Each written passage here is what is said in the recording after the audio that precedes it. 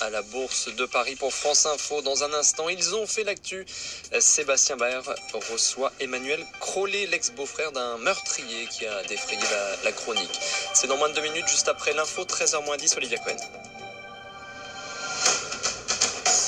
Emmanuel Macron déjeune avec des représentants de la société civile et du monde associatif ce midi en vue du G7 qui débute demain à Biarritz. La ville est bouclée, dossier de dernière minute rajouté au menu du sommet, les incendies qui ravagent depuis plusieurs semaines la forêt amazonienne. Les manifestations sont prévues aujourd'hui aux 4 coins de la planète, notamment à Paris dans un peu plus d'1 heure. 5 Algériens de 13 à 22 ans sont morts hier soir à Alger. Une bousculade a eu lieu à l'entrée du concert d'un rappeur.